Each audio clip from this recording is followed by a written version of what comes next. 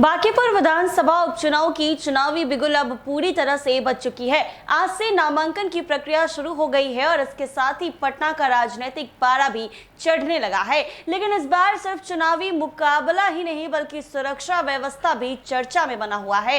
प्रशासन ने ऐसे कड़े नियम लागू किए हैं कि उम्मीदवार भी तय सीमा में ही नामांकन दाखिल कर पाएंगे। आखिर क्या है ये नया नियम और कब तक होगा, आइए आपको इस रिपोर्ट में बताते हैं।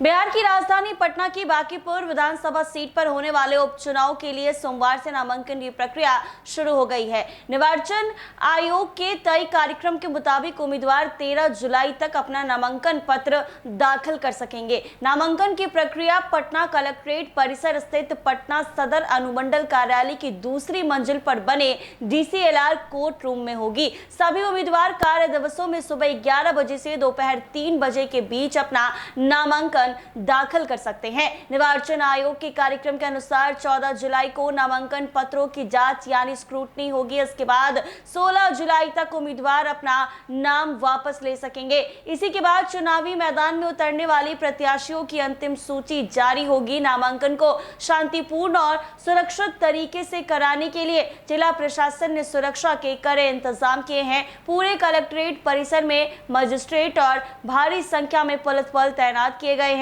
प्रशासन ने साफ कर दिया है कि उम्मीदवार और अधिकृत लोग केवल गेट नंबर 1 से ही प्रवेश कर सकेंगे। वहीं कारगिल चौक से लेकर कलेक्ट्रेट परिसर तक सुरक्षा एजेंसी लगातार निगरानी रखेगी। गांधी मैदान थाने पुलिस को भी विशेष सतर्क रहने के निर्देश दिए गए हैं। भीड़ को नियंत्रण रखने के लिए भी सख्त नियम लागू किए गए हैं। किसी भी उम्मीदवार के साथ नामांकन कक्ष में केवल 5 लोगों को ही जाने की अनुमति होगी। इसके अलावा उम्मीदवार अपने साथ अधिकतम 3 वाहन ही ला सकेंगे। कलेक्ट्रेट परिसर के अंदर निजी वाहनों के प्रवेश पर पूरी तरह रोक रहेगी। सुरक्षा को देखते हुए प्रशासन ने यह भी स्पष्ट किया है कि नामांकन स्थल पर किसी भी तरह का लाइसेंसी हथियार लेकर आने की अनुमति नहीं होगी। यदि किसी उम्मीदवार के साथ सरकारी या निजी सुरक्षा कर्मी मौजूद हैं तो उन्हें नामांकन स्थल से 100 मीटर पहले ही रोक दिया जाएगा। केवल अधिकृत व्यक्तियों को ही आगे जाने की अनुमति मिलेगी। कानून व्यवस्था बनाए रखने के लिए पूरे इलाके में BNS की धारा 163 लागू कर दी गई है,